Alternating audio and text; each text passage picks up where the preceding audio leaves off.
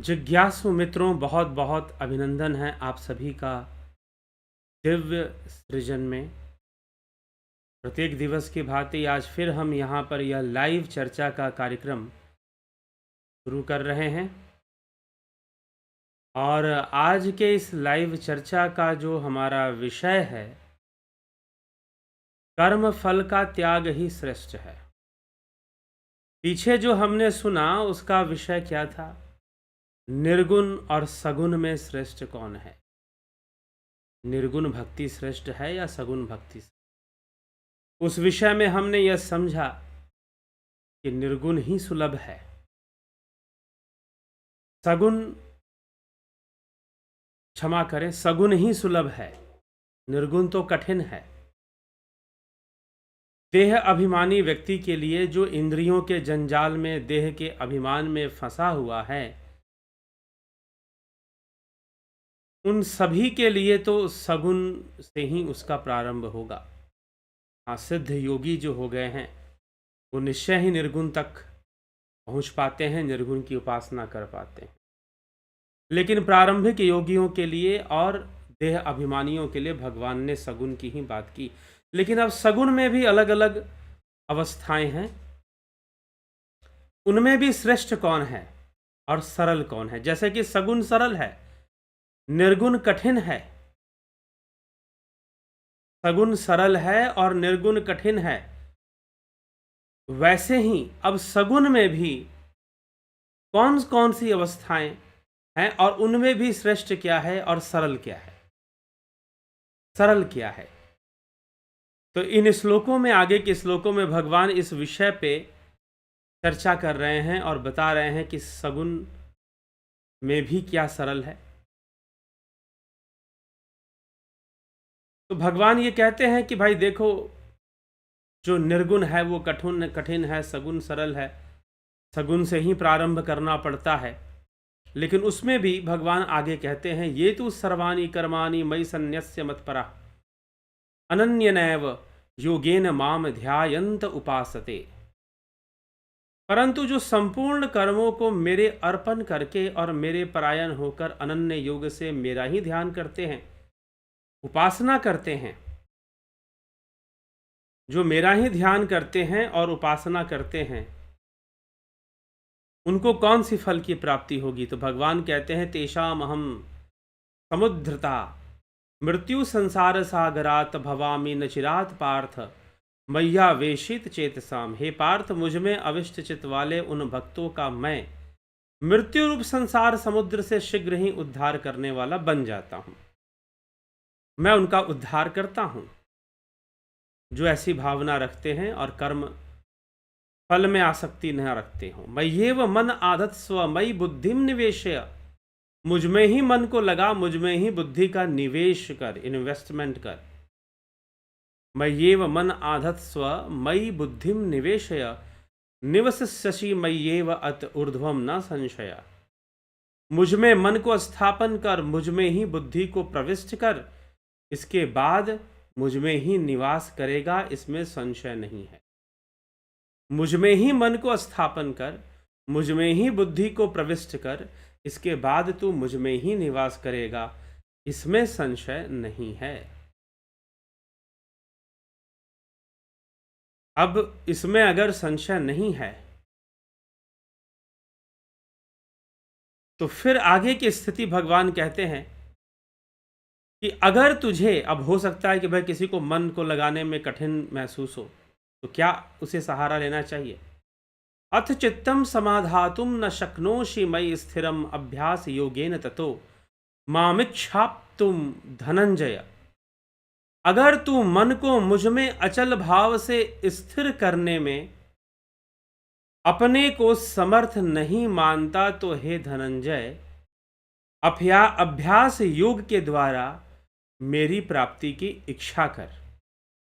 अगर मन को मुझ में अचल भाव से स्थिर नहीं मानता, अगर तू मन को मुझ में अचल भाव से स्थिर करने में अपने को समर्थ नहीं मानता, तो धनंजय अभ्यास योग का सहारा ले। अर्जुन, अभ्यास योग का सहारा ले। क्योंकि मन अचानक से नहीं लग जाएगा, परमात्मा से प्रेम अचानक से भी नहीं हो जाएगा। और हम उनके प्रिय बन पाए यह तो और भी कठिन है। हम उनसे प्रेम करें ईश्वर से, लेकिन हम ईश्वर के प्रिय बन जाएं, यह और भी कठिन हो जाता है। तो अभ्यास योग, निरंतर अभ्यासी बनना चाहिए। संपूर्ण योग विज्ञान ही अभ्यास के सूत्र पे काम करता है। अभ्यास वैराग्याभ्याम तन्निरोध। संपूर्ण योग अभ्यास या योग सूत्र ही अभ्यास को ही केंद्र बिंदु मानकर चलता है कि अगर मन को मुझ में अचल भाव से स्थिर करने में असमर्थ है, अथ चित्तम मयि स्थिरम समाधातुम न शक्नोषि ततः धनंजय अभ्यास योगेन माम आप्तुम इच्छ। तो अभ्यास योग का सहारा ले और मेरी प्राप्ति की इच्छा कर। तुझे ऐसी इच्छा करनी चाहिए। तो अभ्यास करत करत अभ्यास ते जड़मति होत सुजान रसरी आवत जाते शिल्पे पड़त निशान। अरे अभ्यास करते करते जड़मति भी सुजान हो जाता है, बड़े से बड़ा काम हो जाता है। तो अभ्यास करते करते ईश्वर क्यों नहीं मिलेगा? अगर अभ्यास करने की ठान लो तो ईश्वर भी मिलेगा। मन लगे चाहे ना लगे, तुम प्रण ले लो कि मन को लगाना है, ध्यान योग में बैठना है, साधना करनी है, अभ्यास करना है। कोई विकल्प नहीं होता अभ्यास करने के वाला। एक बच्चा जब साइकिल सीखता है तो सीखते सीखते गिर जाता है, तो उसका क्या विकल्प है? इसका विकल्प यही है कि दोबारा उठे, अपने आप को ठीक करे थोड़ा, और फिर से साइकिल चलाने का अभ्यास शुरू कर दे। चलाने लग जाएगा, निश्चय ही चलाने लग जाएगा। ठीक। तो अथ चित्तम समाधातुम न शक्य नोषि मयि स्थिरम अभ्यास योगेन ततु माम इच्छाप्तुम धनंजय। अभ्यास योग का तो प्रैक्टिस, अभ्यासी बने रहना पड़ेगा, अभ्यास में लगे रहना पड़ेगा। यही एक विकल्प है, यही एक समाधान है। पहले भी भगवान इस विषय को समझा चुके। अर्जुन को अभ्यास और वैराग्य का सहारा लेना पड़ेगा। अभ्यासेन तु कौन्तेय वैराग्येन च गृह्यते। जब अर्जुन पूछता है कि मेरा मन बहुत चंचल है, चंचलम ही मनः कृष्ण प्रमाथि बलवदृढ़, छठे अध्याय में, षष्ठम अध्याय, आत्मसंयम योग नामक अध्याय, भगवान से अर्जुन प्रश्न करता है कि चंचलम ही मन कृष्ण प्रमाथि बलवत दृढ़ तस्याहम निग्रह मन्ये वायुरीव सदुष्करम। कि कृष्ण, यह मन तो वायु के समान, इसका निग्रह बड़ा दुष्कर है, बड़ा प्रमाथी है, बड़ा बलवान है। तो भगवान उत्तर देते हैं असंशयम महाबाहो मनो दुर्निग्रहम चलम। इसमें कोई संशय नहीं है कि मन का निग्रह बड़ा दुष्कर है, लेकिन अभ्यासेन तु कौन्तेय वैराग्येन च गृह्यते। अभ्यास से ही आगे बढ़ेगा। वैराग्य, अभ्यास और वैराग्य के सहारा लेकर ही आगे बढ़ेगा। यही वैसाखी है। इसलिए यहां पर भी भगवान कहते हैं कि भक्ति योग में अभ्यास महत्वपूर्ण है। हालांकि किसी भी योग में अभ्यास महत्वपूर्ण है। भक्ति योग हो, ज्ञान योग हो, राज योग हो, हठ योग हो, अभ्यास तो करना ही पड़ेगा। तो अभ्यास से अप्य समर्थो असि मत कर्म परमो भव मदर्थमपि कर्माणि कुर्वन् सिद्धि मवापस्यसि। कि अभ्यास में भी असमर्थ है तो मेरे लिए कर्म करने के परायण हो जा, और मेरे लिए कर्मों को करता हुआ भी तू सिद्धि को प्राप्त हो जाएगा। मेरे लिए जो तुझे मैं निष्काम कर्म योग में लगा रहा हूं, उसमें लगने के लिए तैयार हो जा। अगर तेरे लिए अभ्यास, अब भगवान और विकल्प देंगे। भाई किसी का मन नहीं लग रहा तो अभ्यास करे, अगर अभ्यास भी नहीं कर सकता तो क्या करे? कर्म करे भगवान के अनुसार। और फिर भगवान आगे इसका समाधान देते हुए और विस्तार से कहते हैं, अगर मेरे योग के आश्रित हुआ इस कहे गए को भी करने में असमर्थ है, अगर तू अभ्यास करने में भी असमर्थ है, फिर कर्म करने में भी असमर्थ है, तो मन इंद्रियों को वश करके संपूर्ण कर्मों के फल की इच्छा को त्याग कर दे। कर्म फल का त्याग कर, संपूर्ण मन इंद्रियों को वश करके संपूर्ण कर्म फल का त्याग कर, कर्म फल की इच्छा का त्याग कर, वही श्रेष्ठ है। अब भगवान बताते हैं कि मन ना लगे तो अभ्यास करो, और अभ्यास ना हो तो फिर कर्म फल का त्याग, मेरे अनुसार कर्म करो। अगर मेरे अनुसार कर्म भी नहीं कर सकते, अगर तुम्हें लग रहा है कि जो मैं कर्म बता रहा हूं वो भी नहीं कर सकते, तो कर्म फल की इच्छा का त्याग कर दो, तो तुम्हारा योग होगा। इसी को और विस्तार से भगवान समझाते हैं कि अभ्यास से शास्त्र ज्ञान श्रेष्ठ है। अगर शास्त्र ज्ञान भी व्यक्ति को हो जाए तो अभ्यास भी अच्छा होगा। अभ्यास से शास्त्र ज्ञान श्रेष्ठ है और शास्त्र ज्ञान से ध्यान श्रेष्ठ है और ध्यान से सब कर्मों के फल की इच्छा का त्याग करना ही श्रेष्ठ है। उससे तत्काल परम शांति मिलती है। मुझे कर्मों का फल नहीं चाहिए, जो मिलेगा सम रूप से स्वीकार है। भगवान को सबसे प्रिय भक्त कौन है? जो समभाव है। एक बार भगवान बता चुके हैं कि ज्ञानी भक्त ही मुझे प्रिय हैं, लेकिन अब आगे और बताने वाले हैं वो कि उनको कौन प्रिय है। क्या उनका नाम लेकर नाचने गाने वाला प्रिय है? भगवान को प्रिय कौन है ये इस अध्याय में, क्योंकि यह भक्ति योग नामक अध्याय है। यह 12वां अध्याय श्रीमद् भगवद गीता का भक्ति योग नामक अध्याय है। तो भगवान इसमें जरूर बताएंगे कि उनको प्रिय कौन है, कौन सा भक्त उनको प्रिय है। हालांकि पहले भी एक बार वो ज्ञानी भक्त को प्रिय बता चुके हैं, लेकिन यहां पर कुछ दूसरे शब्दों में बोलेंगे। यहां ज्ञानी भक्त नहीं कहेंगे, दूसरे शब्दों का प्रयोग करेंगे। तो उसी की ओर भगवान जा रहे हैं और उसी के रहस्य को बता रहे हैं। अभ्यास से शास्त्र ज्ञान श्रेष्ठ है और शास्त्र ज्ञान से ध्यान में लीन होना चाहिए, वो श्रेष्ठ है। और ध्यान से भी श्रेष्ठ क्या है? मान लो ध्यान कर रहा है और कर्म फल की इच्छा अभी भी लगी हुई है, तो ध्यान का बहुत ज्यादा लाभ या ध्यान की बहुत गहराई में उतरना मुश्किल होगा। अगर ध्यान की गहराई में उतरना है तो कर्म फलों की इच्छा का त्याग कर दो कि तुम्हें अपने कर्म का ये फल मिलेगा या वो फल मिलेगा, या ऐसी प्राप्ति होगी या वैसी प्राप्ति होगी, खूब प्रतिष्ठा बढ़ेगा, खूब मान बढ़ेगा, खूब यश होगा, खूब फैलेगा। बहुत तरह की जो बातें हैं और बहुत तरह की जो कामनाएं हैं जो हमारे मन में रहती हैं। तो सब कर्मों की फल की इच्छा का भी त्याग कर दो। जब ये कर दोगे तो शांत हो जाओगे, सरल हो जाओगे, समभाव हो जाओगे। तो समभाव होने वाले योगी ही भगवान को सबसे ज्यादा प्रिय हैं। और समभाव होने के लिए कर्म फल की इच्छा का त्याग, क्योंकि त्याग से तत्काल ही परम शांति की प्राप्ति होती है। त्यागात अनंतरम शांति, त्यागात अनंतरम शांति ही, त्याग से तत्काल ही परम शांति की प्राप्ति हो जाती। ठीक है, तो हमें यह बहुत गंभीरता से, बहुत सच्चाई से विचार करना चाहिए, समझना चाहिए। तो श्रेष्ठ है क्या? श्रेष्ठ है कर्म फल का त्याग ही श्रेष्ठ है। मन को लगाओ, मन और बुद्धि को मुझ में निवेश करो, लेकिन समर्थ में नहीं हो तो अभ्यास करो। लेकिन अभ्यास से भी श्रेष्ठ है शास्त्र ज्ञान, क्योंकि जिसको शास्त्र ज्ञान होगा उसका अभ्यास जल्दी परिपक्व होगा, क्योंकि उसे पता है कि मुझे कितना और कैसे अभ्यास करना है। ठीक, और जो अगर कोई शास्त्र ज्ञान में परिपक्व होना चाहता है तो ध्यान जरूरी है। इसलिए भगवान लिखते हैं कि शास्त्र ज्ञान से भी श्रेष्ठ क्या है? ध्यान श्रेष्ठ है। ये श्रेष्ठ क्यों है ये समझना जरूरी है। मन बुद्धि को परमात्मा में निवेश करो, नहीं कर पाते तो अभ्यास करो, लेकिन अभ्यास की परिपक्वता हो पाए इसके लिए शास्त्रों का ज्ञान भी जरूरी है। इसलिए अभ्यास से शास्त्र ज्ञान श्रेष्ठ है और शास्त्र ज्ञान से ध्यान श्रेष्ठ है। अगर शास्त्रों की बारीकी और गहराई को समझना है तो ध्यान की गहराई में उतरो। ध्यान की गहराई में उतरोगे तो भली भांति समझ में आएगा कि शास्त्र हमें क्या समझाना चाहते हैं।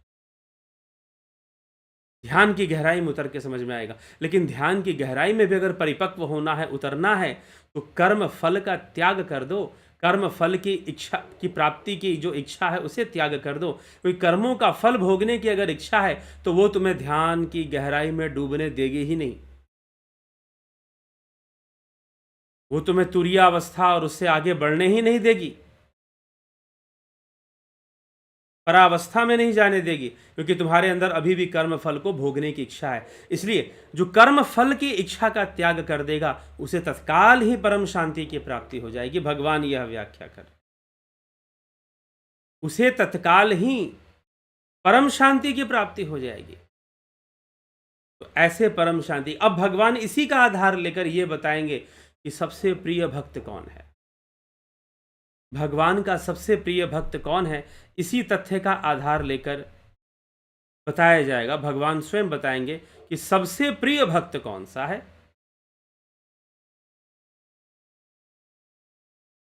इसके बारे में भगवान व्याख्या करना आप शुरू करेंगे। तो हम यहां तक इस बात को समझें कि अभ्यास से श्रेष्ठ शास्त्र ज्ञान, शास्त्र ज्ञान से श्रेष्ठ ध्यान, और ध्यान से श्रेष्ठ कर्म फल का त्याग करना। इसका मतलब क्या, जो कर्म फल के त्याग करना के लिए कहा जा रहा है, तो क्या ध्यान और शास्त्र अध्ययन नहीं करना है? जी नहीं करना है। ध्यान में परिपक्वता आएगी। अगर कर्म फल का त्याग किया तो ध्यान में परिपक्वता आ जाएगी अपने आप। ठीक है, परिपक्व हो जाओगे ध्यान में। तो इसीलिए हमें ध्यान के प्रति जागरूक होना है और ध्यान को भले भांति से समझ। ठीक,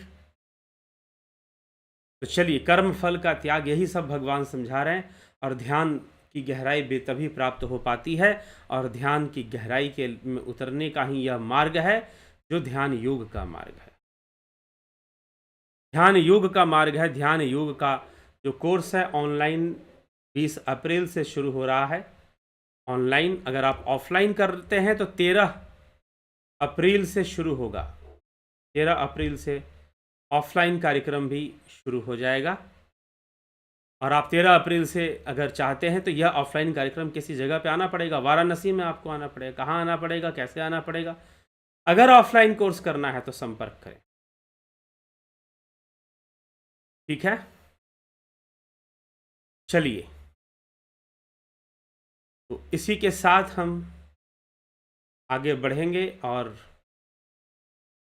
ध्यान योग और प्राकृतिक चिकित्सा का अगर आप कोर्स करना चाहते हैं तो जरूर इसका लाभ उठाइए। और साथ ही साथ दर्शन का कोर्स आज शुरू हो गया, ऑनलाइन कोर्स ऑन फिलोसफी। यह आज प्रारंभ हो चुका है, शुरू हो चुका है। लेकिन फिर भी हम आपको 5 तारीख तक इसको ज्वाइन करने की छूट देते हैं। आज 2 तारीख से शुरू हो गया है, 5 तारीख तक आप इस कोर्स को ज्वाइन कर सकते हैं। 5 अप्रैल तक आप इस कोर्स को, फिलॉसफी का कोर्स, पाश्चात्य दर्शन, विश्व दर्शन और भारतीय दर्शन के बारे में इसमें जानकारियां दी गई हैं। पाश्चात्य दर्शन और भारतीय दर्शन के बारे में इसमें जानकारियां दी गई हैं। तो इंडियन, इसमें लिखा है philosophy with Indian and western approach, अर्थात पाश्चात्य दर्शन का भी ज्ञान इसमें दिया जाता है। लाभान्वित हो इस कोर्स से, लाभ उठाएं और ज्ञान की प्राप्ति करें। ज्ञान ही हमें स्वतंत्र करेगा, ज्ञान ही हमें शुद्ध करेगा, ज्ञान ही हमें पवित्र करेगा। ज्ञान से ही तो स्वतंत्रता आती है, और किससे आती है? स्वतंत्र हम होना चाहते हैं, एक तो संसार के मायावी बंधन से, फिर प्रकृति के सूक्ष्म बंधन से। तो ज्ञान ही हमें ले जाएगा। ज्ञान और ज्ञान के साथ जुड़ जाएगा ध्यान, और जब ध्यान जुड़ जाएगा तो ध्यान हमें, इसे जीवात्मा को ही स्वतंत्र कर देगा। ध्यान जो है इसे जीवात्मा को ही पूर्णतः स्वतंत्र कर देगा। तो इतना ध्यान का लाभ है, तो जरूर हम लाभान्वित हो, ज्ञान से भी और ध्यान से भी। उसीलिए ध्यान योग का कोर्स चलाया जाता है। आप इसका लाभ उठाएं, लाभान्वित होकर अपने जीवन का कल्याण करें।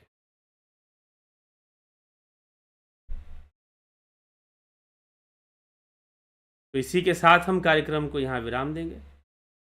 आप सभी का बहुत बहुत आभार। ओम तत्सत।